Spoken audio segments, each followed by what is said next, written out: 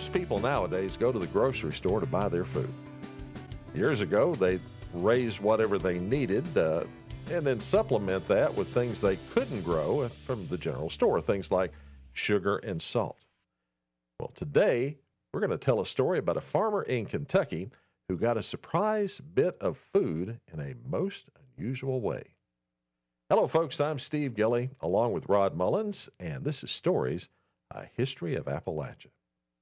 Now, we'd like to get you to go down below and click that subscribe button if you don't mind, and ding that bell so you get updates on all our latest stories whenever they come out. And if you don't mind, give us a thumbs up, won't you?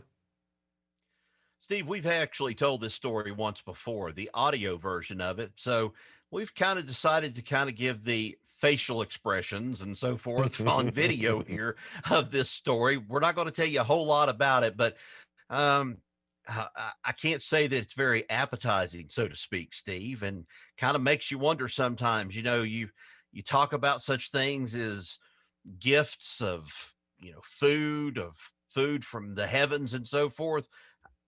I don't know. Can we say that this time? Well, funny you mentioned that. Yeah, there is a story about manna from heaven.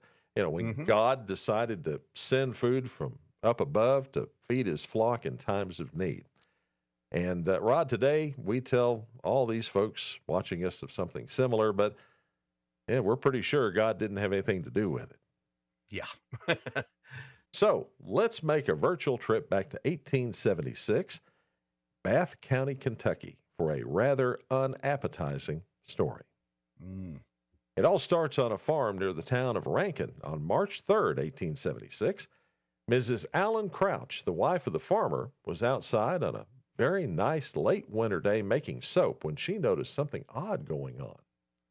According to Mrs. Crouch, sometime around noon, she was in the backyard.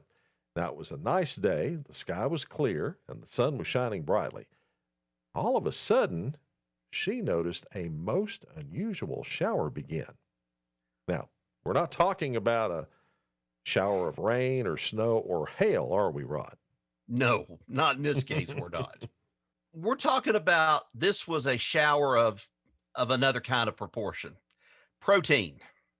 Good old-fashioned protein in the form of meat. Okay, you with me so far? Mm-hmm. All right. According to Mrs. Crouch, she saw flesh begin to fall from the sky. Now, that would kind of nerve me if I saw something like this, but she goes on. A large piece of it struck the ground next to her with a snapping noise. Ugh. She went on to report that the largest piece she observed was as long as her hand and about a half-inch wide, and it looked gristly, the fatty kind of look to it and so forth, like it had been ripped from the throat of some wild beast.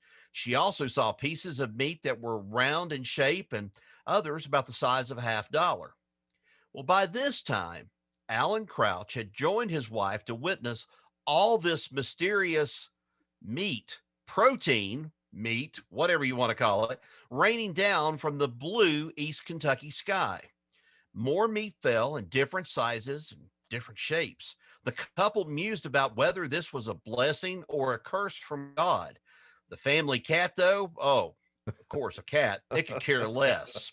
He simply sampled the heavenly food and found it to be excellent in the way that a cat would, typically show emotion, none. And so he gorged himself as cats have been known to do before. Well, this meat shower continued for several minutes, leaving an area of the farm that was 100 yards by 50 yards covered in meat. Flesh was found sticking to everything out there, fences, trees, bushes, and even the ground. Yum. Oh, yes. Well, by this time, word had gotten out about this miraculous event, and people started showing up at the Crouch farm to look for themselves, as you might imagine. Now, they were followed by local newspaper reporters who wanted to find out not only how this could have happened, but just exactly what the substance that had fallen out of the sky happened to be. Well, many of the neighbors thought the substance looked like beef, but one neighbor, who happened to be a hunter, declared it to be bear meat because it had the greasy feel of that particular type of flesh. Yeah. But there were some that just couldn't decide what the substance was just by looking at it or touching it. Yeah, get ready for this, folks. Nothing would do for these people but to actually pick up a little sample and pass it between their teeth and taste it. Well, two men who had the guts to do this declared it to be either mutton or venison. A butcher tasted it and couldn't decide what he had in his mouth, saying it tasted, quote, neither like flesh, fish, or fowl. It looked like mutton, but the smell was a new one. I bet it was, don't you, Rod? I guess it was. And the old excuse, like when you go to the restaurant now and you ask somebody, hey, have you tried the alligator? Oh, it tastes like chicken. No, it didn't work on this kind of thing, whatever it was. So, well, according to the St. Louis Globe Democrat, since there was no local consensus as to what it was that had fallen out of the sky, the only logical thing to do was to let the scientists, that's right, those know-it-all scientists, get a hold of some of it and run some tests. And that's exactly what they did. Samples were sent off to chemists and others around the nation for analysis. One scientist, Professor J.L. Smith, at first thought that the meat was actually dried frog spawn that had been picked up by the wind, and later he changed his mind. Oh, my goodness. Yeah, well, just move on. Yes, let's please go on. Now, the Sanitarian, a science journal, published a piece by Leopold Brandeis that claimed that the Kentucky Wonder, as he termed it, was something called the nostoc of the old alchemist. And apparently a nostoc is a strange-looking vegetable mass consisting of translucent gelatinous bodies joined together by thread-like tubes. Now, we know those, or some people know those. Rod and I really don't know this. We'll take their word for it, as colonies of cyanobacteria. And no, it doesn't appear that explained the Kentucky meat shower. A Dr. L.D. Castenbein, chemist at Louisville College in Kentucky, decided that maybe some heat applied to the substance would shed some light or set up the makings of a very strange barbecue, at least. Now, he put a sample over a Bunsen burner and declared that it smelled like rancid mutton suet as it warmed up. And then when it caught fire, it smelled like regular old animal meat. What'd you call these colonies? Cyrano de barbecue? Cyanobacteria. Oh, cyanobacteria. I'm sorry. I had a Sanford and Son moment there. I name everything something different, but let's go on here, okay? Other scientists agreed that this substance was clearly meat, just not mutton. Doctors Alan Hamilton and J.W.S. Arnold declared that it was lung tissue.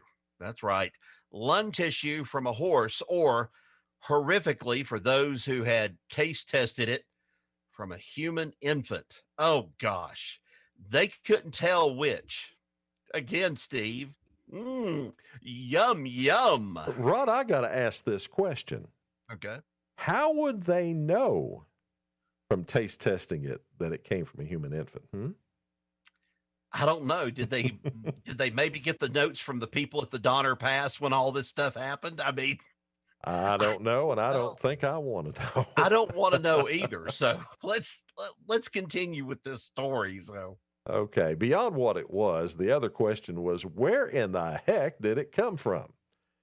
Well, a New York Times writer declared that what happened at the Crouch Farm was a bizarre form of meteor shower.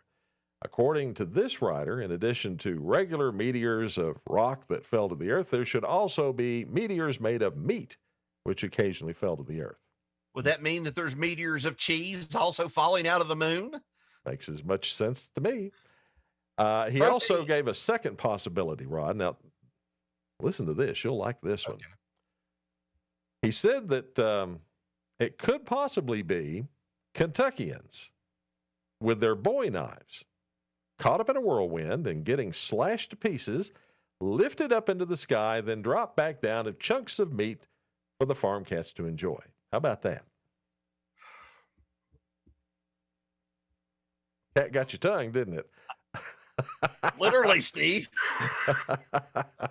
Well, more seriously, and this is the theory favored by Mr. and Mrs. Crouch.